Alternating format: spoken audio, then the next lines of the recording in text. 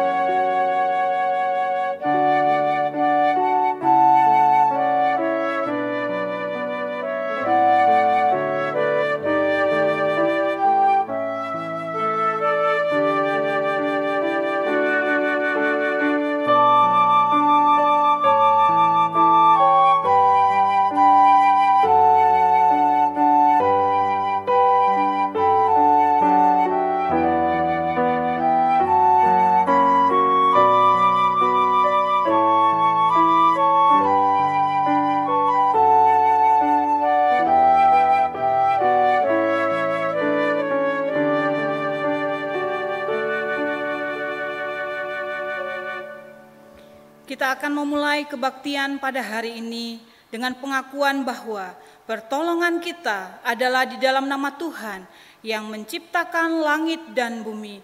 Turunlah kiranya atas kita sekalian kasih karunia, rahmat dan damai sejahtera dari Allah Tritunggal, Allah Bapa, Putra dan Roh Kudus. Mazmur pasal yang ke-9 ayat yang kedua sampai ayat yang ketiga berbunyi demikian. Aku mau bersyukur kepada Tuhan dengan segenap hatiku. Aku mau menceritakan segala perbuatanmu yang ajaib. Aku mau bersukacita karena Engkau. Bermazmur bagi namamu, ya Maha Tinggi.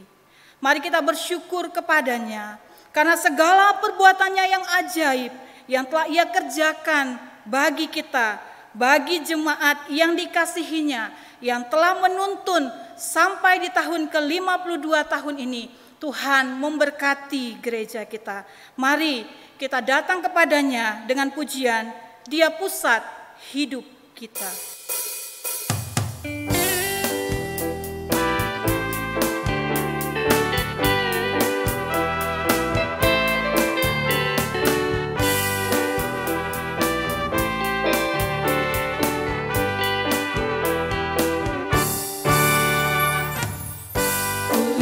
Bintang ciptaannya akan keagungan sabdanya, walau Dia mengatur alam, apa artinya? Kelahirannya kurayakan karena ada dalam sejarah, datang membebaskan manusia. Apa artinya? Akhirnya ku bertemu Tuhan, aku rasakan anugerahnya. Dia bukan Tuhan yang tinggal jauh dari aku dan yang mengabaikanku. Kini aku di tangan-Nya dan selalu dijagainya, memimpin sepanjang jalanku. Yesuslah hidupku.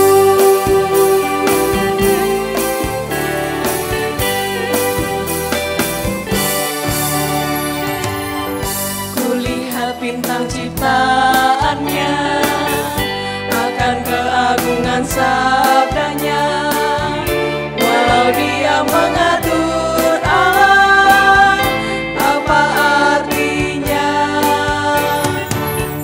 Kelahirannya kurayakan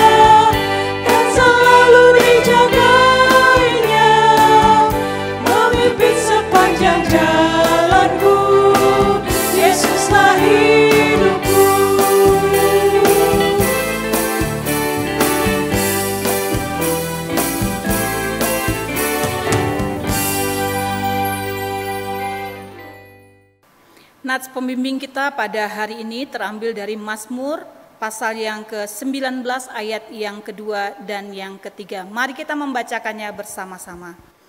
Langit menceritakan kemuliaan Allah dan cakrawala memberitakan pekerjaan tangannya. Hari meneruskan berita itu kepada hari dan malam menyampaikan pengetahuan itu kepada malam. Mari kita berdoa. Bapa kami dalam surga, sungguh besar kasih dan anugerah-Mu di dalam hidup kami. Kami bersyukur oleh karena di sepanjang 1 minggu yang telah kami lalui di dalam hidup kami. Kami bersyukur Tuhan menjadi sumber pertolongan dan kekuatan. Kami bersyukur untuk segala sesuatu yang bisa kami kerjakan dan lakukan di dalam hari-hari yang kami lalui. Kami bersyukur untuk kesehatan yang masih Tuhan berikan walaupun di tengah masa pandemi yang masih terus ada sampai dengan hari ini. Di dalam segala kehidupan yang kami jalani Tuhan, kami menyadari ada banyak kegagalan, dosa, dan pelanggaran kami. Pada hari ini Tuhan, kami datang kepadamu di dalam kerendahan kami. Kami mau biarlah Tuhan menolong kami, memulihkan kami, memberikan kepada kami kekudusan-Mu sehingga kami boleh layak masuk di dalam ibadah pada hari ini. Terima kasih Bapa dalam surga. Kami berdoa Tuhan, biarlah Tuhan memberkati di dalam ibadah yang akan kami lakukan bersama-sama. Biarlah Tuhan menolong dari awal sampai pada berakhirnya, boleh dapat berjalan di dalam anugerah dan pertolongan Tuhan. Terima kasih Bapa dalam surga. Biarlah Tuhan memberkati kami di dalam ibadah ini. Di dalam nama Yesus, Tuhan dan Juru Selamat kami berdoa dan bersyukur. Amin. Jemaat yang dikasihi Tuhan masih dengan sikap berdiri bersama dengan orang percaya di segala abad dan tempat. Mari kita menyatakan pengakuan iman rasuli kita bersama-sama. Pengakuan iman rasuli.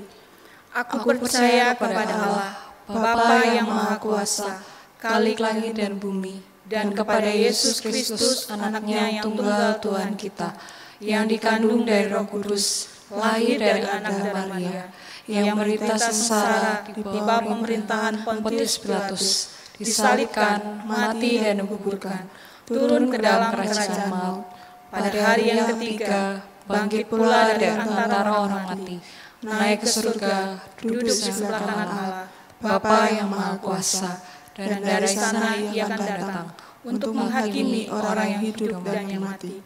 Aku percaya kepada Roh Kudus, gereja yang kudus dan am, persekutuan orang kudus, pengampunan dosa, kebangkitan tubuh, dan hidup yang kekal. Amin. Jemaat dipersilakan duduk kembali.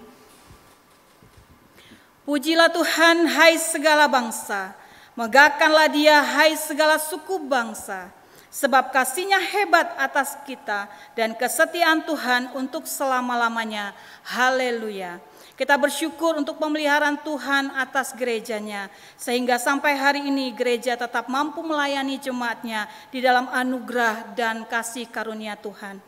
Mengapa? Oleh karena kita ada di dalam satu alas, yaitu Yesus Kristus Tuhan. Mari kita angkat pujian di atas satu alas.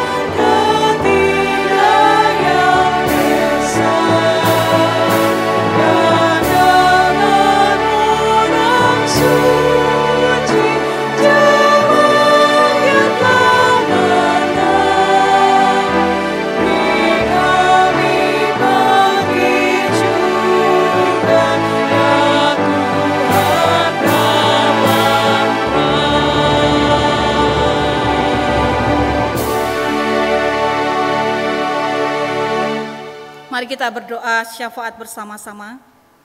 Bapa kami di dalam surga, kami bersyukur untuk kebaikan Tuhan bagi gereja ini. Kami bersyukur untuk tahun yang ke-52 yang boleh kami rayakan di tahun ini. Terima kasih untuk perjalanan pelayanan yang Tuhan sudah karuniakan dengan sukacita, dengan bersama-sama seluruh jemaat dan juga majelis dan rohaniwan boleh bergandengan tangan untuk bisa melayani di dalam gereja ini. Terima kasih untuk segala kasih karunia Tuhan yang melimpah bagi gereja kami. Ada banyak pergumulan, tetapi kami bersyukur Tuhan di atas segalanya. Tuhan berkarya dan terus memberkati. Pada hari ini Tuhan, kami membawa gereja kami ke dalam tangan Tuhan. Di tahun yang ke-52 ini Tuhan, biarlah Tuhan terus memakai gereja ini menjadi berkat bagi jemaat Tuhan, bagi orang-orang di sekitar kami. Bapa dalam surga, pada kesempatan ini Tuhan, kami mau berdoa secara khusus, biarlah Tuhan memberkati pelayanan yang disiarkan secara langsung dari gereja kami, baik itu pelayanan kebaktian doa, kebaktian umum, dan juga sekolah minggu, bahkan pelayanan-pelayanan komisi yang sudah dilangsungkan secara online. Kami berdoa Tuhan, biarlah Tuhan memberkati bagian pelayanan yang telah kami kerjakan bersama-sama, kiranya melaluinya nama Tuhan yang dimuliakan. Kami menyerahkan Tuhan, biarlah Tuhan memberkati baik itu para majelis rohaniwan dalam menyiapkan materi untuk bisa dilaksanakannya pelayanan-pelayanan yang ada di dalam gereja kami, bahkan rencana-rencana pelayanan ke depan. Kami berdoa biarlah tangan kasih Tuhan yang telah menuntun gereja ini sampai dengan hari ini akan terus memberkati dan menyertai, sehingga seluruh rencana dan program yang akan gereja lakukan boleh dapat dilakukan dan dilaksanakan dengan baik. Bapa dalam surga, kami bersama-sama di dalam syukur kami kepada Tuhan, kami tetap menyerahkan Tuhan untuk bangsa dan negara kami. Kami berdoa biarlah Tuhan menolong bangsa dan negara kami di tengah-tengah pandemi COVID yang belum berakhir sampai dengan hari ini. Tuhan, biarlah Engkau memberkati bangsa ini. Kami berdoa untuk pemerintah yang ada, kami berdoa supaya Tuhan menolong sehingga di dalam hikmat Tuhan ada langkah-langkah cepat yang boleh dapat dilakukan untuk menangani pandemi ini. Kami juga mau menyerahkan Tuhan untuk tenaga medis yang bertugas di seluruh rumah sakit yang ada di seluruh Indonesia. Kami berdoa Tuhan, biarlah Tuhan memberkati sehingga mereka tetap di dalam keadaan yang baik. Tuhan tetap menjaga kesehatan dan kekuatan mereka sehingga bisa melaksanakan tugas dan pelayanan mereka kepada masyarakat. Terima kasih Bapa dalam surga. Kami tetap berdoa buat masyarakat. Kami rindu biarlah ada kesadaran akan mematuhi protokol kesehatan yang ada, yang sudah dianjurkan, yang sudah ditetapkan oleh pemerintah kami. Kami rindu biarlah Tuhan memberkati sehingga seluruh masyarakat di dalam ketaatan kepada Tuhan boleh juga taat kepada perintah ataupun aturan yang diberikan kepada kami semua untuk bisa membuat kami tidak terkena COVID. Terima kasih Bapa dalam surga. Kami juga mau menyerahkan ya Tuhan untuk pelayanan yang kami lakukan di Sekolah Kristen Kalam Kudus Yogyakarta. Kami bersyukur untuk kegiatan proses belajar mengajar yang sudah bisa dilakukan. Kami berdoa Tuhan supaya Tuhan menolong, kiranya Tuhan memberkati walaupun masih secara online, biarlah tetap boleh dapat berjalan di dalam pertolongan Tuhan. Baik itu semua guru, siswa, orang tua siswa, dan juga kami berdoa biarlah Tuhan memberkati untuk staf dan karyawan yang ada di sekolah kami, sehingga di semester yang kedua ini di tahun yang baru, Tuhan terus menolong dan memberkati kami di dalam tugas dan tanggung jawab yang Tuhan percayakan kepada kami. Kami juga tetap mengingat biarlah Tuhan memberikan kesehatan dan kekuatan kepada kami, sehingga kami juga tetap bisa beraktivitas, melakukan tugas pelayanan yang ada di dalam kesehatan yang Tuhan berikan. Kami juga mau menyerahkan Tuhan, biarlah Tuhan memberkati untuk penerimaan siswa baru untuk tahun ajaran 2021-2022. Kami rindu biarlah Tuhan memberkati sehingga segala sesuatu yang kami upayakan sebagai alat untuk bisa membawa anak-anak untuk datang bersekolah di sekolah kami, Tuhanlah yang memberkatinya. Tuhanlah yang akan mengirimkan anak-anak untuk dapat kami layani melalui sekolah yang ada di Sekolah Kristen Kalam Kudus Yogyakarta ini. Terima kasih Bapa dalam surga. Kami bersyukur untuk segala kebaikan dan anugerah Tuhan yang melimpah di dalam hidup kami, baik itu di dalam gereja kami, di dalam pemerintah kami, bahkan juga di dalam sekolah yang Tuhan percayakan kepada kami. Waktu ini Tuhan, kami mau datang kepadamu. Kami rindu biarlah Tuhan menolong, sehingga waktu ini di mana kami datang untuk menaikkan doa pribadi kami, Engkau mendengarkannya. Jemaat dipersilakan untuk bisa mengambil saat teduh, menaikkan doa pribadi kepada Tuhan.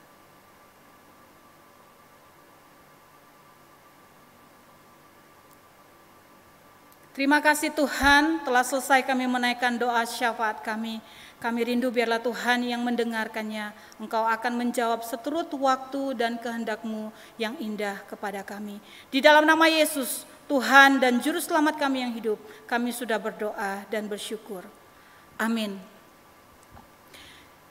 Kita akan mendengarkan firman Tuhan yang akan disampaikan oleh Bapak Pendeta Titus Lim dengan tema Kawan Sekerja Allah. Biarlah di dalam kita memaknai ulang tahun gereja yang ke-52, kita melihat bahwa kita adalah kawan sekerja Allah yang melayani bersama-sama di dalam satu alas, di dalam satu dasar, yaitu hanya karena anugerah Tuhan semata. Grace alone.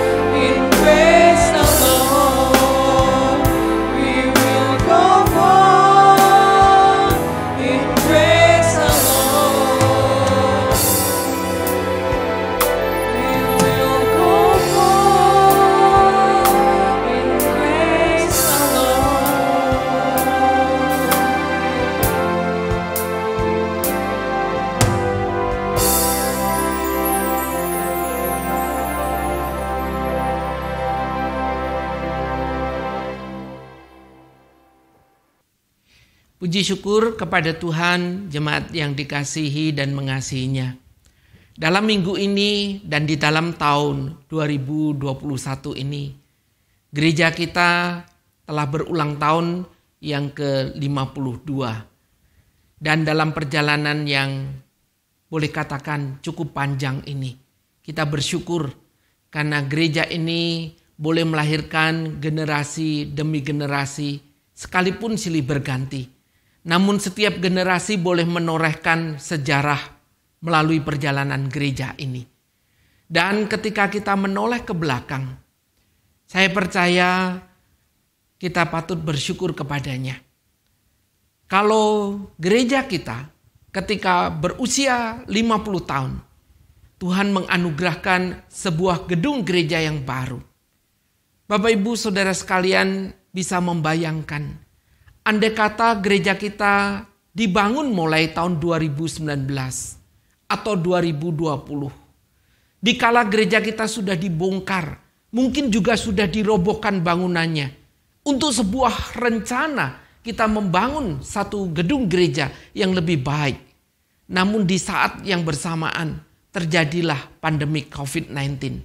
Kira-kira apa yang terjadi?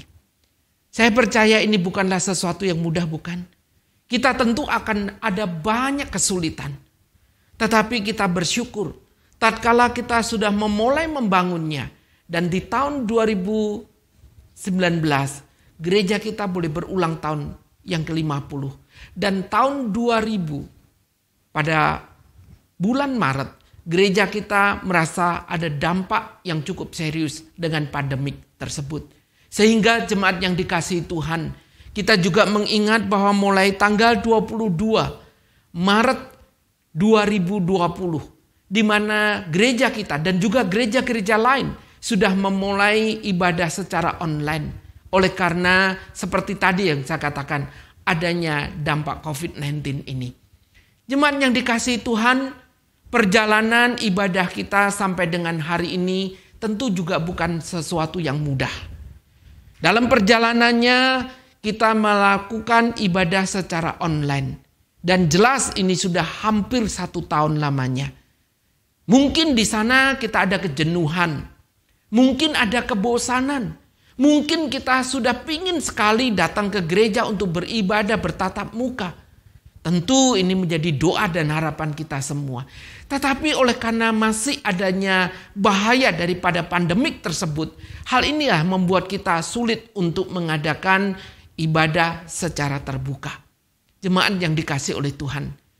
Namun demikian, yang patut kita syukuri adalah di tengah perjalanan yang tidak mudah dan sulit ini, saya tahu di dalamnya ada anak-anak Tuhan yang punya hati, yang masih tetap peduli, yang memperhatikan dan mendukung pekerjaan Tuhan, bahkan mendoakannya terus-menerus. Saudara yang dikasihi Tuhan, saya secara pribadi merasa terharu oleh karena gereja yang harus tetap berjalan ini, kehidupan di dalamnya pelayanan harus tetap berjalan. Dan di dalamnya pula, di sana ada jemaat-jemaat yang peduli, mendukung di dalam doa, mendukung di dalam persembahan. Sehingga sekali lagi saya mengatakan gereja ini, gereja yang kita kasih, gereja Kristen Kalam Kudus Jogja. Bahkan juga kalau boleh saya katakan sekolah Kristen Kalam Kudus boleh berjalan sampai dengan hari ini. Karena di dalamnya ada orang-orang yang punya hati, ada orang-orang yang peduli, ada orang-orang yang memperhatikan akan pekerjaan Tuhan. Baik di gereja Kalam Kudus maupun sekolah Kristen Kalam Kudus. Jemaat yang terkasih oleh Tuhan. Melalui kesempatan yang berbahagia ini, di tengah kita bersyukur karena gereja kita berulang tahun yang ke-52. Mari sekali lagi kita bersama-sama berdoa. Kita mohon belas kasih Tuhan atas gereja kita dan juga untuk apa yang harus kita lakukan di waktu-waktu yang Tuhan masih berikan dan percayakan untuk kita boleh bersama dengan Gereja Kristen Kalam Kudus Jogja ini. Mari kita berdoa. Bukanlah sebuah kebetulan Tuhan. Tahun ini gereja kami memasuki tahun yang ke-52. Yang kami lihat adalah tangan Tuhan yang murah. sudah menuntun, menyertai, dan menolong sehingga semua perencanaan pembangunan bahkan ulang tahun tepat setengah abad boleh dilaksanakan 2 tahun sebelum terjadinya pandemik COVID. Tuhan, kami bersyukur karena pertolongan Tuhanlah sehingga memungkinkan semuanya ini terjadi. Dan kami tahu di sana tidak ada yang kebetulan. Di sana ada pertolongan Tuhan. Di sana ada penyertaan Tuhan bagi gereja Kristen Kalam Kudus. Tuhan, di tengah ucapan syukur ini, kembali kami akan membaca dan merenungkan firman-Mu. Kiranya Allah Roh Kudus menolong, menyertai dan memberkati. Sehingga kami boleh dimengertikan di tengah ucapan syukur ini untuk apa yang harus kami kerjakan dan kami lakukan. Sebagai gereja, sebagai anggota tubuh Kristus, sebagai para penata layan Tuhan, sebagai anak-anak Tuhan yang Tuhan izinkan kami boleh ada bersama di gereja Kristen Kalam Kudus Jogja ini. Dengarlah doa kami. Demi nama Tuhan kami Yesus Kristus, kami ucap syukur dan kami berdoa. Amin. Firman Tuhan terambil dari kitab 1 Korintus pasalnya yang ketiga, ayatnya yang kelima sampai dengan ayat yang ke-9. 1 Korintus pasal 3 ayat 5 sampai dengan ayat yang ke-9. Demikian bunyi firman Tuhan. Jadi, apakah Apolos, apakah Paulus, pelayan-pelayan Tuhan yang olehnya kamu menjadi percaya, masing-masing menurut jalan yang diberikan Tuhan kepadanya. Aku menanam, Apolos menyiram, tetapi Allah yang memberi pertumbuhan. Karena yang penting bukanlah yang menanam atau yang menyiram, melainkan Allah yang memberi pertumbuhan. Baik yang menanam maupun yang menyiram adalah sama, dan masing-masing akan menerima upahnya sesuai dengan pekerjaannya sendiri. Karena kami adalah kawan sekerja Allah, kamu adalah ladang Allah, bangunan Allah. Sampai sejauh ini bacaan firman Tuhan pada hari ini. Jemaat yang dikasihi Tuhan, bagian yang kita baca ini masih membahas soal isu perpecahan dari jemaat berkaitan dengan masalah favoritisme pemimpin jemaat.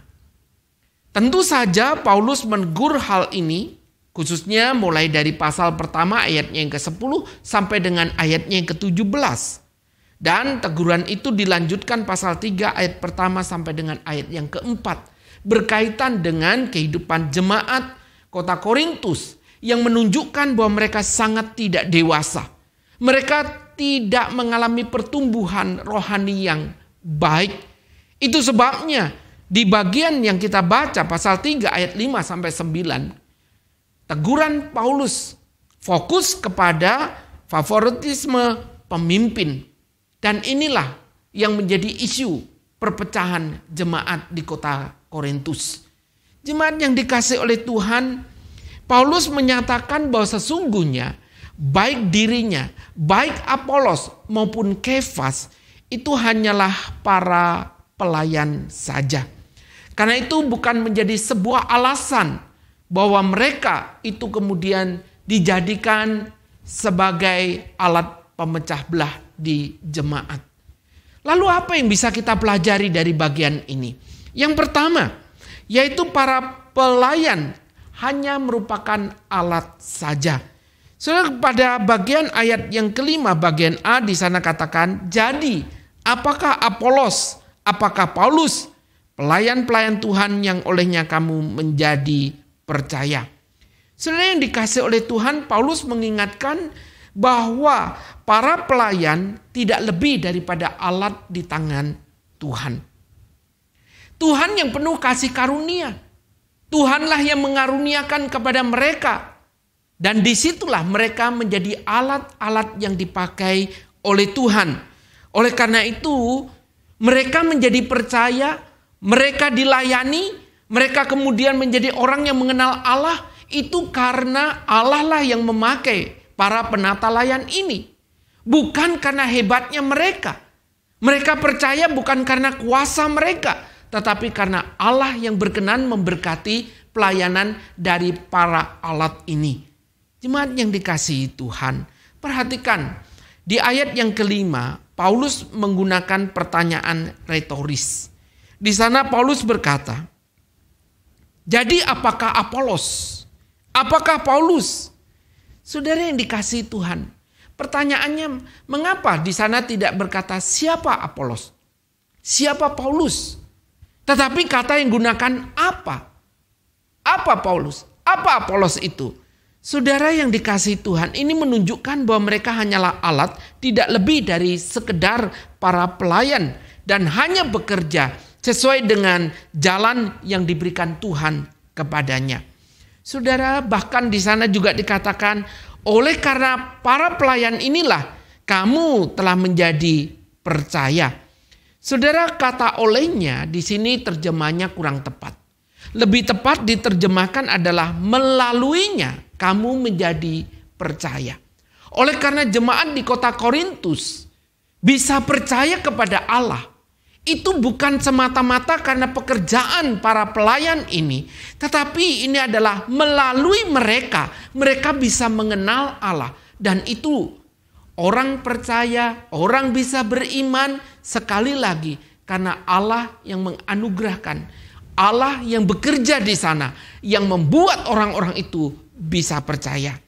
Jemaat yang dikasihi oleh Tuhan, kalau para pelayan ini hanyalah alat, sekali lagi tentu mereka memiliki perbedaan karunia. Mereka memiliki keterbebanan yang berbeda. Mereka punya kelebihan dan kekurangan. Itu sebabnya di sana Allah menempatkan para alat ini, para pelayan ini menjadi satu di dalam karya Tuhan untuk membangun keindahan sebuah pelayanan. Jadi jemaat yang dikasihi oleh Tuhan, adalah suatu anugerah kalau saudara dan saya, para pelayan, itu bisa dipakai oleh Allah. Oleh karena sesungguhnya saudara dan saya, para pelayan, Apolos, Paulus, hanyalah alat saja, alat di tangan Tuhan. Oleh karena itu kalau kemudian kita bisa melakukan ini dan itu, sekali lagi, bukan seharusnya kita menjadi orang yang menganggap bahwa semuanya itu terjadi karena saya, karena aku, karena kita. Tetapi sesungguhnya semua terjadi karena Allah saja yang memungkinkan. Sebab saudara dan saya bukan siapa-siapa, bukan apa-apa. Saudara hanyalah alat, baru bisa kalau Allah yang memakainya. Karena itu jemaat yang dikasihi oleh Tuhan, kalau saudara dan saya bisa dipakai, seharusnya bukan menjadi orang yang sombong. Saudara, kita sadar hari ini kita bisa lakukan apa? Di luar kita ada orang yang jauh lebih hebat dari saudara dan saya. Saudara bisa memimpin. Di luar ada banyak orang yang bisa memimpin. Saudara bisa berdiri menyampaikan sesuatu. Di luar ada banyak orang yang mungkin jauh lebih hebat. Saudara bisa apa? Kalau hari ini saudara dan saya bisa, sekali lagi kita patut bersyukur karena Allah berkenan memakai saudara dan saya. Jemaat yang dikasihi oleh Tuhan, yang kedua, para pelayan ini memiliki tugasnya masing-masing. Di dalam ayatnya ke-5 bagian B sampai dengan ayat yang ke-7. Sekali lagi diingatkan, para pelayan ini punya tugas yang berbeda, punya tugas masing-masing. Saudara, perbedaan tugas antara Paulus dan Apolos digambarkan seperti dalam dunia pertanian. Ada yang menanam, ada yang menyiram, lalu dikatakan Allah yang memberikan pertumbuhan. Nah, analogi atau metafora gambaran ini diberikan memang sesuai dengan jangka waktu pelayanan mereka. Paulus lebih awal datang ke kota Korintus untuk melayani jemaat di sana.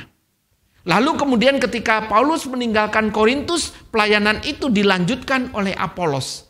Jadi tepatlah kalau gambaran dunia pertanian ini dipakai oleh Paulus untuk menggambarkan bahwa Paulus datang untuk menanamnya.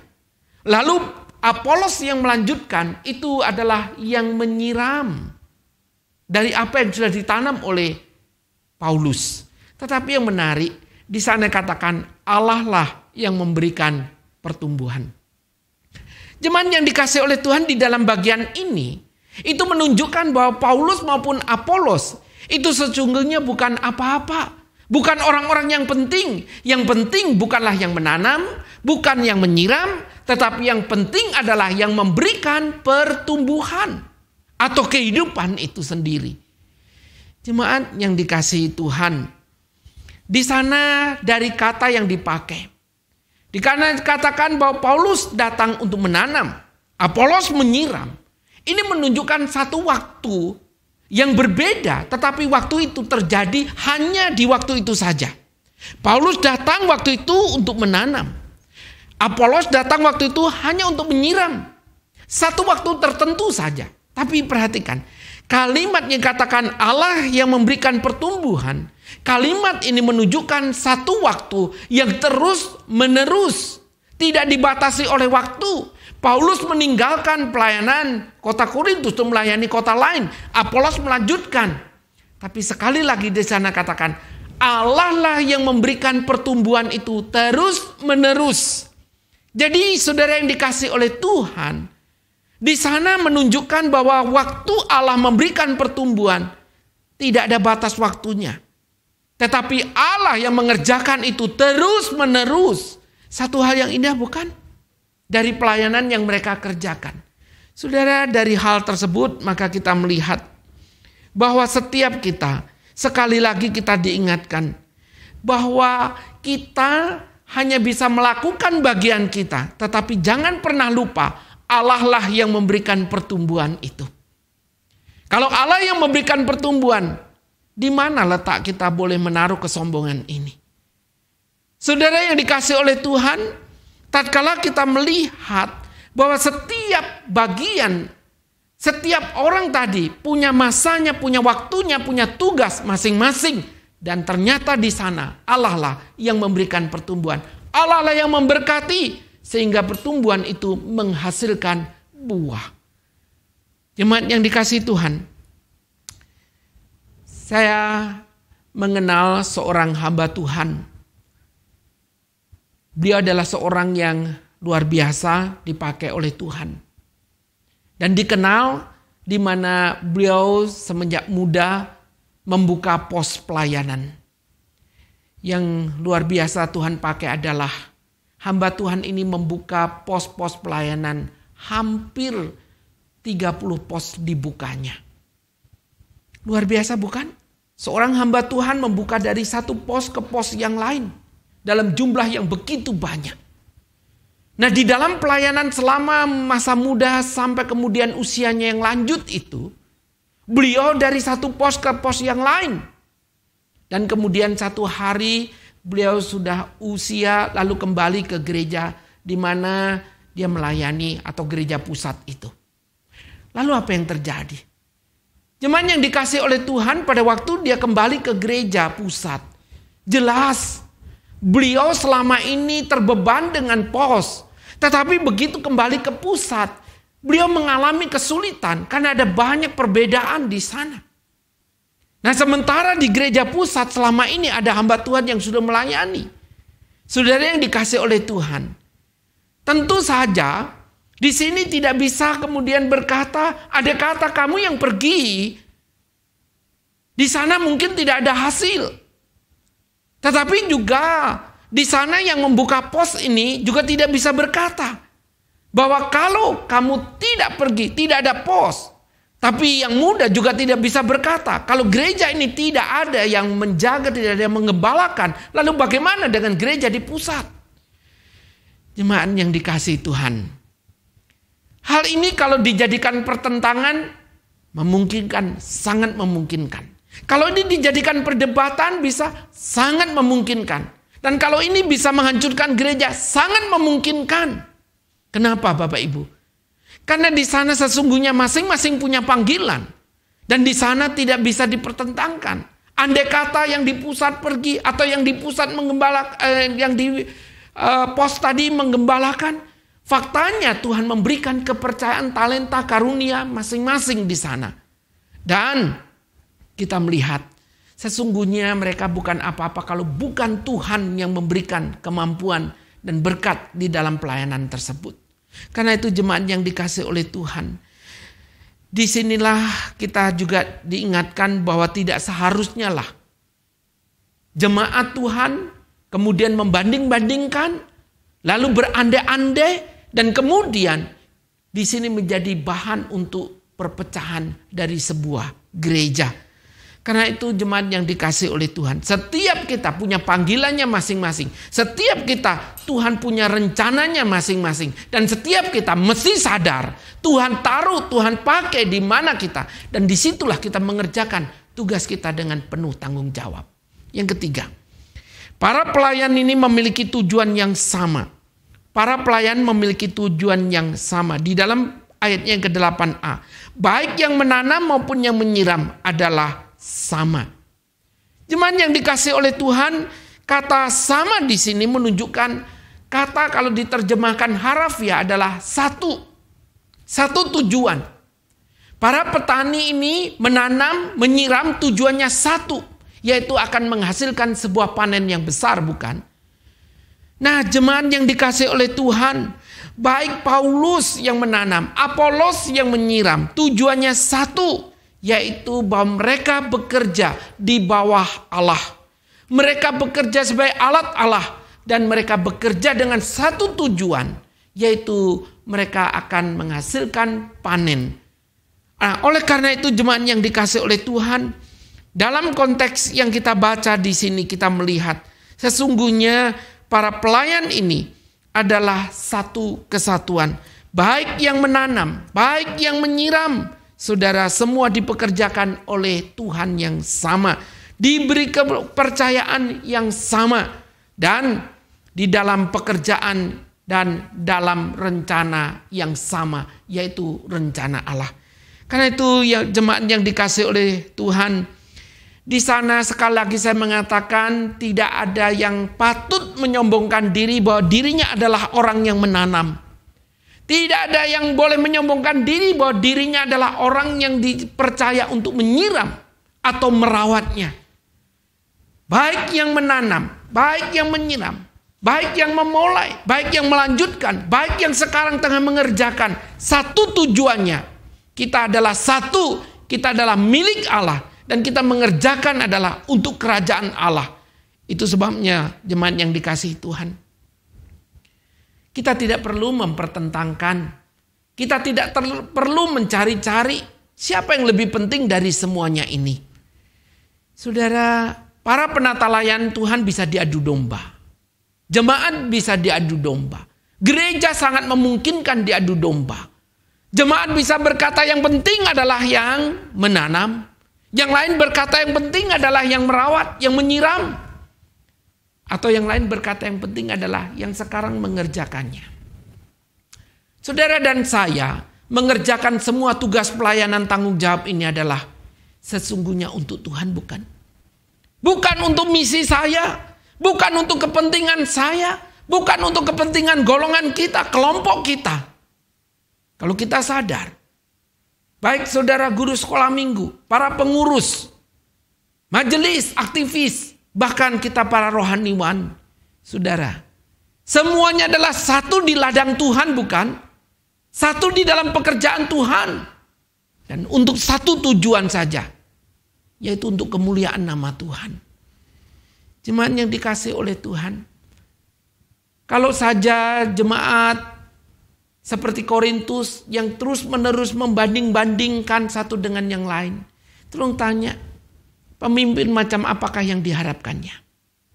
Atau kita yang hidup hari ini, kalau saja kita berandai-andai, kita pingin punya hamba Tuhan seperti apa yang kita harapkan? Saudara, kalau kita mengambil contoh di dalam Alkitab, apakah jemaat ada yang mau punya hamba Tuhan seperti Yohanes Pembaptis? Saudara membaca Yohanes Pembaptis punya kisah hidup. Saya ingin mengatakan tidak ada satu mujizat pun yang dibuat, bukan? Bahkan untuk orang yang berdosa, seorang Yohanes Pembaptis berkata, "Hai engkau ular beludak, bertobatlah." Saya mengatakan seumur hidup saya pelayanan belum pernah mengatakan kepada jemaat, walaupun di dalam keterbatasan, jatuh dalam dosa dan berkata, "Hai ular beludak, bertobatlah." Saudara, saya percaya kalau ini yang terjadi di gereja, jemaat akan berkata, itu hamba Tuhan atau preman begitu. Saudara, tapi hamba Tuhan seperti Yohanes Pembaptis ada bukan di sana? Siapa yang suka punya hamba Tuhan seperti Yohanes Pembaptis? Yang berbicara lantang, yang keras, yang menegur dosa, yang berkarakter, yang punya prinsip. Tidak mudah bukan? Atau selalu berkata, kita pingin punya hamba Tuhan seperti Musa. Yang lembut hatinya, yang sabar. Bahkan ketika umat Israel marah, tidak tersedia air dan makanan, mereka ngambil batu untuk melempari Musa. Saudara, apakah hamba Tuhan yang macam ini yang kita inginkan? Oh, saya percaya jemaat tidak sampai melakukan itu, bukan? Atau seperti Elia, seorang pelayan Tuhan yang penuh dengan mujizat, yang hebat, yang banyak sekali deretan mujizat yang dikerjakan oleh Allah melalui Elia. Sehingga orang berkata, ini hamba Tuhan, ini pelayan yang hebat. Atau seperti Yeremia dan Yesaya yang begitu lembut hatinya, yang penuh dengan air mata, yang mudah terluka hatinya melihat bangsa Israel. Atau sudah berkata, aduh hamba Tuhan kerjaannya cuma menangis saja, gak lakukan ini dan itu. Saudara, inilah para penata layan Tuhan itu. Yang mana yang kita kehendaki? Yang jelas mereka punya panggilan masing-masing. Yang jelas mereka punya masanya masing-masing. Yang jelas mereka adalah alat-alat di tangan Tuhan. Dan kita tidak perlu membandingkan. Tidak perlu kemudian kita berkata harusnya seperti ini, harusnya seperti ini. Yang harusnya adalah saudara dan saya berdoa untuk mereka. Di tengah pergumulan pelayanan-pelayanan yang mereka kerjakan, bukan? Yang keempat, para pelayan akan menerima upahnya sendiri dari Tuhan. Para pelayan akan menerima upah sendiri dari Tuhan. Ayat 8b. Di sana katakan, dan masing-masing akan menerima upahnya sesuai dengan pekerjaannya sendiri. Jemaat yang dikasihi oleh Tuhan, bagian ini mengajarkan bahwa para penata layan, semua jemaat anak-anak Tuhan akan menerima upah dari Sang Tuhan itu. Upah ini berdasarkan apa yang mereka kerjakan dan lakukan. Upah ini berdasarkan penilaian Tuhan. Upah ini bukan berdasarkan suka tidak sukanya saudara dan saya. Ingat sekali lagi, penilaian Tuhan itulah yang menentukan upah yang akan diberikan. Bukan karena suka dan tidak suka. Saudara suka tidak suka itu sangat relatif, bukan? Saudara kalau berkata suka, oh karena dia setipe dengan kita. Oh dia model orangnya begini dan begitu, baru kita bisa berkata saya suka. Tapi apakah suka kalau kemudian kita hidup tidak benar diingatkan? Apakah kita suka kalau kemudian kita mendapat teguran? Apakah kita suka kalau kemudian kita diingatkan? Saudara, terlalu sempit terkadang kita berkata kepada seseorang, oh dia itu baik. Baik menurut kita apa? Seringkali kita berkata baik itu ukurannya karena dia perhatian. Baik itu karena dia suka memberi. Itu baik. Tapi apakah jemaat, apakah kita bisa berkata dia baik karena saya ketika berdosa, ketika hidup tidak benar, dia datang sebagai seorang teman, sahabat yang mengingatkan saya. Atau justru kita menganggap dia baik karena dia tutup mulut, karena dia diam saja. Dan membiarkan saudara dan saya semakin jauh dari kehidupan yang diperkenan oleh Tuhan. Apa itu baik? Izinkan saya mengatakan orang yang baik adalah orang yang teachable. Orang yang mau diajar, orang yang mau belajar. Dan sekali lagi disinilah. Saudara, para pelayan Tuhan. Sekali lagi. Kita melayani juga bukan karena ingin memberikan kesan kepada orang yang dengan mudah seringkali bisa berkata suka tidak suka tadi. Kita sebagai para pelayan Tuhan bukan sekedar ingin kita memberikan kesan. Sehingga kita kalau melayani hanya berdasarkan kesan, penilaian orang. Maka seringkali kita berkata, enggak ah. Orang seringkali menilai saya Orang seringkali tidak menganggap saya. Sehingga banyak orang yang kemudian takut untuk melayani. Oleh karena takut mendapatkan kesan, mendapatkan penilaian. Tapi di sini kita diingatkan, penilaian yang paling mutlak adalah penilaian daripada Allah. Selama saudara dan saya menjaga karakter, hidup suci, hidup kudus, hidup berkenan kepada Allah, pelayanan saudara dan saya di tengah segala keterbatasan, saudara dan saya adalah alat di tangan Tuhan, dan Tuhan memakai sesuai dengan apa yang Tuhan percayakan. Memang penilaian, kesan seringkali menghambat pelayanan dan banyak orang menjadi takut untuk melayani. Saudara, Tuhan melihat apa adanya. Saudara tidak usah berkata saya jujur melakukan ini dan itu. Saya tulus melakukan ini dan itu. Tuhan lihat hati dan hidup kita. Bukan sekedar apa yang kita katakan. Engkau tulus, engkau jujur, Tuhan yang tahu. Engkau punya motif yang benar atau salah, Tuhan yang tahu. Engkau melakukan ini demi dan untuk kemuliaan nama Tuhan atau kemuliaan diri, Tuhan tahu. Kalau Tuhan tahu, mari kita melakukan semua pelayanan pekerjaan yang Tuhan percayakan ini. Dengan mata yang tertuju kepada Tuhan. Karena dialah yang akan menilai dan dialah yang akan memberikan upah itu kepada kita. Jangan pernah menyerah dengan penilaian walaupun itu terkadang mengganggu. Maaf saya mengatakan demikian. Saya beberapa waktu lalu ada sedikit terusik. Apa yang ingin saya sampaikan? Jemaat, pada waktu kita ibadah doa di malam Natal, kebaktian Natal dan perayaan Natal maupun buka tutup tahun disiarkan secara premier, bukan? Ya, secara khusus pada waktu Natal. Setengah jam sebelum jam premier itu atau jam itu ditayangkan, kami sudah siap. Ya, kami sekeluarga sudah siap untuk ikut ibadah itu. Nah, di saat menunggu jam tepat jam 5 sore, khususnya waktu Natal, saya itu memperhatikan layar dengan baik-baik sambil menunggu dan dalam hati saya berdoa, Tuhan berkatilah acara ini. Semua dapat berjalan dengan baik, banyak menjangkau dan menjadi berkat bagi banyak orang. Tapi di saat menunggu seperti itu Bapak Ibu yang dikasih oleh Tuhan, baru menunggu. Belum muncul apa-apa, belum mulai. Saya itu heran, saya tidak tahu, semoga ini bukan jemaat begitu ya. Karena ini disiarkan secara umum kan. Tahu-tahu muncul tanda dislike begitu, satu muncul. Saya itu sampai melihat tak percaya. Lalu yang di dislike itu apa ya? Acara juga belum dimulai. Jam juga belum, tapi ada tanda yang kemudian muncul dislike. Apakah ini salah pencet? Semoga. Tetapi rupanya jemaat yang dikasih oleh Tuhan tidak bisa dipungkiri sepanjang perjalanan gereja kita secara online, gereja-gereja saya perhatikan selalu saja ada dislike. Saya tidak tahu. Apa kriteria ibadah itu? Apa kriteria mereka mengikuti ibadah? Apakah selera?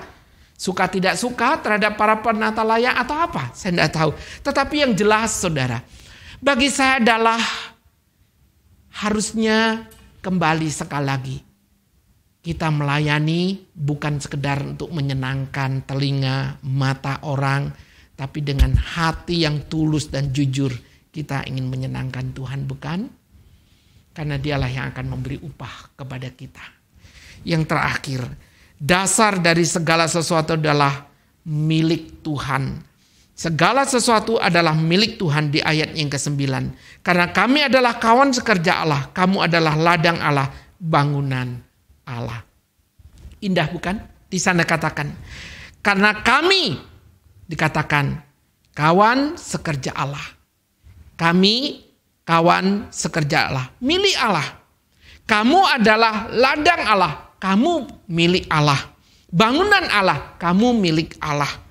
Saudara yang dikasih oleh Tuhan, kata karena itu menunjukkan kata sambung yang ingin menjelaskan bahwa semuanya sudah dijelaskan di ayat yang sebelumnya. Bahwa sesungguhnya sekali lagi kita ini adalah milik Allah. Jemaat yang dikasihi oleh Tuhan. Di bagian ini Paulus menekankan di mana ketika ada perbedaan posisi dari para pelayan itu tidak jadi soal. Intinya adalah bahwa Allah yang utama di dalam semua yang kita kerjakan. Oleh karena itu jemaat yang dikasihi oleh Tuhan, Paulus menutup rangkaian pertikaian itu dengan satu kesimpulan dalam pasal 3 ayat 22 sampai dengan 23. Bahwa segala sesuatunya adalah milik Allah. Dan Paulus ingin memberitahu kepada jemaat sekalian di dalam gereja yang harusnya menjadi contoh teladan bagi gereja lain, karena gereja Korintus adalah gereja yang penuh dengan karunia, gereja yang hebat, tapi gereja ini adalah gereja yang paling tidak dewasa. Dan disitulah diingatkan bahwa di atas semua kasih karunia, di tengah segala kehebatan itu, hanya satu yang luar biasa, Allah adalah pemilik dari semuanya yang tidak seharusnya dipertentangkan. Jemaat yang dikasihi oleh Tuhan, kalau hari ini ada keberhasilan dalam perjalanan yang Tuhan izinkan melalui gereja kita, bukankah seharusnya setiap kita yang adalah alat di masa-masa tertentu, hanya satu hal yang ingin kita katakan, bahwa Allah lah pemilik dari semuanya itu, dan kepadanya lah kita patut untuk mengucap syukur kepadanya. Jemaat yang dikasihi oleh Tuhan, gereja ini boleh ada, kita juga tidak patut berkata, saya paling besar andil bagian menyumbang, saya paling banyak berjerih lelah, saya paling banyak berjuang, saya paling banyak mengerjakan ini dan itu. Kalau Tuhan memberikan kesempatan kepada saudara melakukan itu, bersyukurlah kepada Tuhan, karena Tuhan memberikan kepercayaan itu. Bukan kemudian justru kita berkata, gereja ini tidak akan sampai 52 tahun kalau tidak ada saya. Saya juga tidak patut berkata, saya sebagai hamba Tuhan, sebagai majelis, guru sekolah minggu, para penata layan Tuhan. Kalau tidak ada saya, gereja ini tidak akan pernah berjalan. Jangan pernah lupa, saudara dan saya bukan apa-apa. Terlalu mudah bagi Tuhan untuk mengganti saudara dan saya. Tuhan bisa membangkitkan orang-orang yang jauh lebih hebat dari saudara dan saya. Oleh karena itu, kalau hari ini engkau dapat melakukan semuanya itu, berkatalah seperti yang Tuhan Yesus ajarkan. Bahwa kami hanyalah hamba, melakukan apa yang harusnya kami lakukan. Satu kata-kata yang indah bukan? Biarlah ini akan menyertai perjalanan hidup pelayanan kita, kehidupan kita sebagai jemaat, sebagai para penata layan Tuhan. Tatkala Tuhan memberikan kesempatan itu kepada kita. Di tengah satu tujuan yang Tuhan inginkan. Kita disatukan dalam Gereja Kristen Kalam Kudus Jogja. Mari kita berkarya melalui gereja ini dengan apa yang kita bisa lakukan. Dan doa kita, semoga masa pandemik ini berlalu dan kita kembali lagi, kita bersama-sama, bahkan sebelum kembali pun, apa yang bisa kita lakukan, apa yang bisa kita kerjakan, mari kita melakukan dengan sepenuh hati, melakukan dengan sungguh-sungguh, dan yang terbaik, sewaktu kita masih bisa melakukannya, bagi dan untuk kemuliaan nama Tuhan melalui Gereja Kristen Kalam Kudus Yogyakarta ini. Kiranya Tuhan menolong dan mengasihani kita. Kristus sebagai kepala gereja yang sudah memimpin sampai 52 tahun.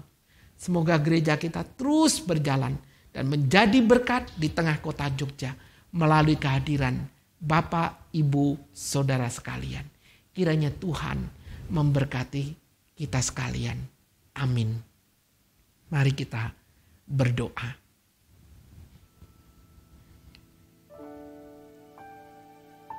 Jemaat yang dikasihi oleh Tuhan, di dalam perjalanan 52 tahun Gereja Kristen Kalam Kudus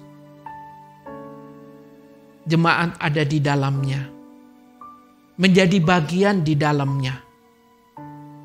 Saya tidak tahu Bapak Ibu Saudara sekalian selama ini melayani di bidang apa dan ambil bagian di bagian yang mana. Tetapi sesungguhnya kita adalah bagian tubuh Kristus yang disatukan di dalam Gereja Kristen Kalam Kudus Jogja ini. Sepatutnya dan selayaknya kita bersyukur. Secara khusus, gereja kita diizinkan melewati masa-masa yang sulit. Bahkan masa-masa di mana pandemik ini terjadi. Kita terus mohon belas kasihan Tuhan. Karena di saat-saat seperti ini, gereja juga mengalami kesulitan. Tatkala memanggil untuk para pelayan Tuhan, karena ada perasaan takut dan khawatir. Sementara ibadah-ibadah harus terus berlangsung. Mari kita berdoa mohon belas kasih Tuhan. Khususnya untuk para penata layan, saudara-saudara kita yang terlibat di multimedia, yang menyiapkan pelayanan-pelayanan, tentu saja sama dengan jemaat. Terkadang ada ketakutan, ada kekhawatiran. Adakah kita mengingat mereka di dalam doa? Adakah kita mengingat mereka di dalam segala pergumulan dan kesulitannya? Kita juga berdoa. Gereja kita di saat-saat yang sulit. Seperti tadi saya mengatakan, kita patut bersyukur karena masih ada jemaat-jemaat Tuhan yang punya hati mengasihi Tuhan. Memberikan perhatian melalui dukungan doa, melalui persembahan, sehingga segala biaya operasional dari gereja kita di masa pandemik dapat diatasi, dapat tercukupkan. Dan bersyukur karena di sana ada jemaat Tuhan yang senantiasa rindu menyisikan berkat Tuhan, mendukung pekerjaan Tuhan. Dan yang ketiga, kita juga terus berdoa. Kiranya pandemik ini boleh berlalu dan kita rindu satu hari nanti seluruh kegiatan gereja kembali. Kita boleh bertatap muka. Kita mohon belas kasih Tuhan.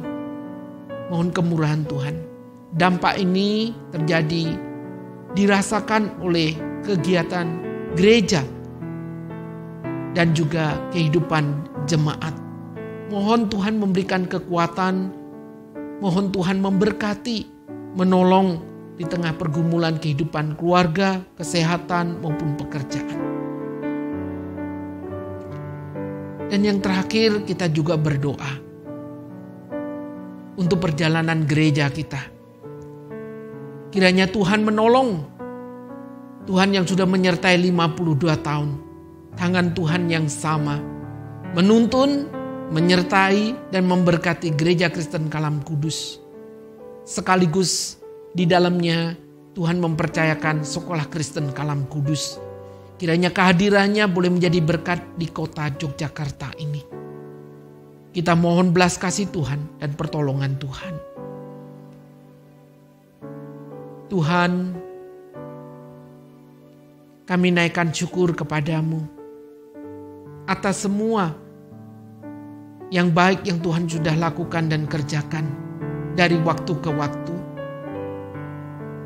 Dan kami bersyukur Tuhan, karena Tuhan senantiasa menyediakan, memberikan orang-orang yang mengasihi Tuhan, bertumbuh di dalamnya, dan dipakai oleh Tuhan melalui Gereja Kristen Kalam Kudus ini.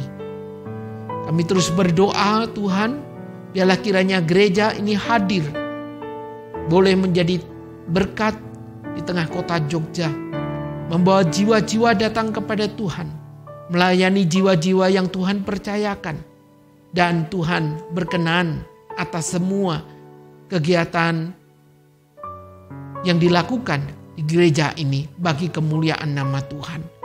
Sekali lagi kami bersyukur Tuhan atas perjalanan gereja ini yang boleh berulang tahun yang ke-52. Tuhan terus tolong jemaat-Mu, para penata layan Tuhan, para aktivis, majelis, hamba Tuhan, rekan-rekan BP, guru staf karyawan yang di Sekolah Kristen Kalam Kudus, dan para peserta didik. Terpujilah nama-Mu Tuhan, yang boleh kami naikkan demi nama Tuhan kami Yesus Kristus. Kami ucap syukur dan kami berdoa. Amin. Demikianlah jemaat yang dikasihi oleh Tuhan, renungan firman Tuhan di dalam rangka hari ulang tahun ke-52 dari Gereja Kristen Kalam Kudus Jogja. Tuhan memberkati kita sekalian. Amin. Terima kasih untuk Bapak Pendeta Titus Lim yang sudah menyampaikan firman Tuhan bagi kita pada hari ini. Kiranya Tuhan memberkati Bapak dalam pelayanan yang ada. Jemaat yang dikasihi Tuhan, kita akan memberikan persembahan syukur kita kepada Tuhan.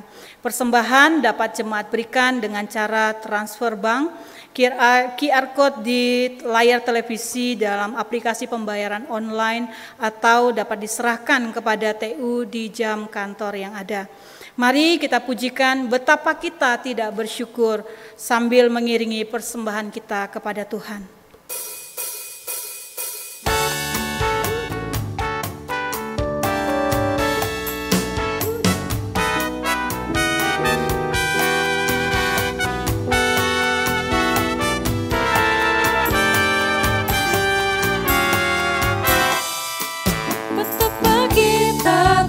Bersyukur bertanah air kaya dan subur, lautnya luas, gunungnya megah, menghijau padang bukit dan lembah. Itu semua berkat karunia Allah yang agung maha kuasa. Itu semua berkat karunia Allah yang agung maha kuasa. Indah pagi mereka, bermani cahaya surya dan cerah.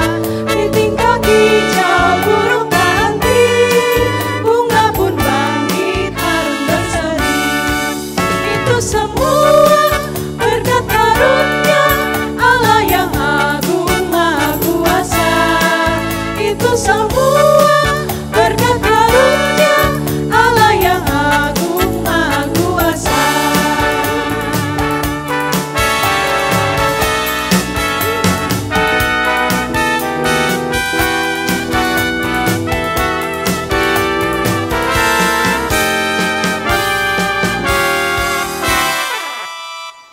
Mari kita berdoa. Bapa kami dalam surga, kami bersyukur untuk segala usaha, pekerjaan, dan pelayanan yang Tuhan percayakan kepada kami. Waktu ini Tuhan, kami datang kepadamu membawa persembahan syukur kami. Biarlah apa yang kami berikan kepada Tuhan boleh dipakai untuk pekerjaan Tuhan, pelayanan Tuhan melalui gereja kami. Dan biarlah kami rindu berkat yang sama yang Tuhan berikan kepada kami akan terus mewarnai hidup kami di sepanjang 1 minggu yang akan kami lalui bersama-sama. Terima kasih Tuhan, terima kasih. Di dalam nama-Mu kami bersyukur dan berdoa. Amin. Kita akan mengakhiri ibadah kita pada hari ini. Kita akan mengangkat pujian doksologi. Saya undang jemaat semua untuk bangkit berdiri. Kita angkat pujian ini, doksologi. Puji Allah Bapa Putra, puji Allah Roh Kudus, ketiganya yang esa. Mohon selamat sumber berkat. Amin. Doa berkat akan disampaikan oleh Pendeta Titus Lim. Jemaat yang dikasihi Tuhan, di tengah rasa syukur kita, khususnya untuk ulang tahun gereja ini, marilah kita mengerjakan tugas panggilan kita masing-masing sebagaimana yang Tuhan berikan. Sekarang arahkanlah hatimu kepada Tuhan, terimalah berkat-Nya. Damai sejahtera Allah yang melampaui segala akal akan memelihara hati dan pikiranmu dalam Kristus Yesus. dan berkat dari Allah yang Maha Kuasa, Allah Bapa, Allah Anak, dan Allah Roh Kudus menyertai kamu senantiasa. Amin.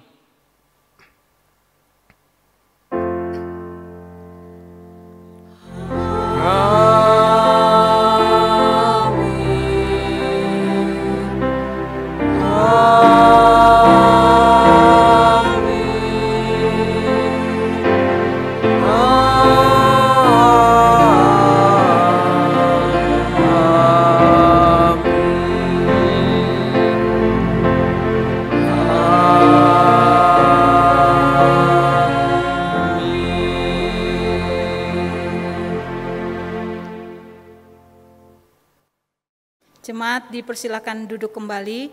Sebelum kita mengakhiri kebaktian kita pada hari ini, mari kita ambil saat teduh sejenak.